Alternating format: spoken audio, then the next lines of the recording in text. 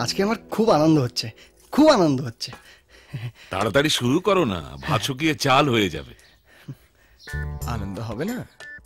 মিষ্টির উপর দৃষ্টি পড়েছে যে, মানে লোকে ট্রেনে কাটা পড়ে, উনি প্রেমে কাটা পড়েছে। কি জাতা বকছিস? আচ্ছা, তো তুই আমায় বিশ্বাস করতে বলছিস ও শুধু তোর ওই খাতাটা ফেরত দেওয়ার জন্যই এ বাড়িতে এসছে? তোর বাবার সাথে রাস্তায় দেখা হলো, সেটা এমনি? এই থামবি তোরা? যত ফিস ফিস বিয়ের পর করিস। কি কপাল আমার, ওরা করবে ইয়ে, আমি করবো বিয়ে।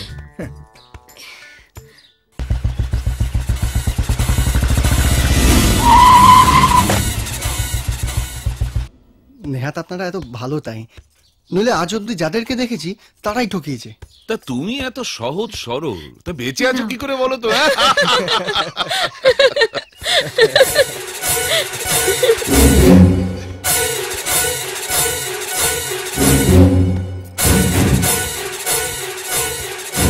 আরে আপনি? আমার দাদা বিশু, বিশ্বম্বর। আরে চিনি তো, এখানে এসে তো প্রথমে ওনার সঙ্গেই দেখা হয়েছিল, আমাকে কত সাহায্য করলেন। সে কি, আমাকে তো বিশু কিছু বলেনি। বলবো, একবার এদিকে উঠে আসুন। কেন? আসুন না, দরকার আছে। খাওয়া শেষ না করে? ভীম, তুইও আয়। তুমি খাও, আমি আসছি। বিশুটা বড্ড অধৈর্য, যাই শুনে আসি কি বলে। তোমরা খাও।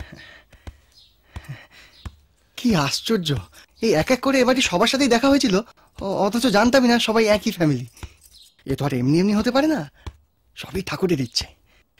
এখন আমি বুঝলাম যে ভগবান যা করেন তা মঙ্গলের জন্যই করেন। হ্যাঁ, কি হয়েছে? যার সাথে আপনারা হই হই করে খেতে বসেছেন সে কে জানেন বাবা? তারকনাথ সরকারের ছেলে, আমাদের কাকার খুনির ছেলে। তুমি কি করে জানলে?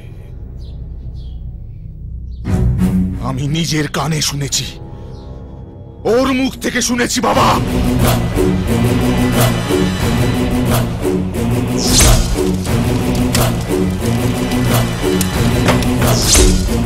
এক্ষুনি ওটাকে শেষ করতে হবে বাবা, এক্ষুনি। না ভীম, এখন নয়। কি বলছেন বাবা? তোমাদের থেকে 100 গুণ বেশি রাগ আমার শরীরে আছে ভীম। ইচ্ছা করছে ওর শরীরটাকে কিমা করে কেটে রাস্তার কুকুরকে খাইয়ে দিই। কিন্তু ভুলে যেও না, এই বাড়ির মধ্যে আমরা রক্তপাত করতে পারি না। ওই খুনের বাচ্চা খুনিটা আমাদের অতিথি বলে পার পেয়ে যাবে। না, পার পাবে না। এই বাড়ির চৌকাট পেরোলেই ওকে আমরা খতম করে দেব। 25 বছর আগে ওর বাবা আমার ভাইকে এই বাড়ির ভেতরে খুন করেছে, রক্তপাত করে বাড়িকে অপবিত্র করেছে। এর শোধ আমি নেবই। সবাইকে জানিয়ে দাও, এই বাড়ির বাইরে পা রাখলেই ও খতম। যতই বলা আমায় বোকা ভোলা, হ্যাঁ বোকা ভোলা, হায় রে বোকা ভোলা, কাল হবি তুই আমার কোকা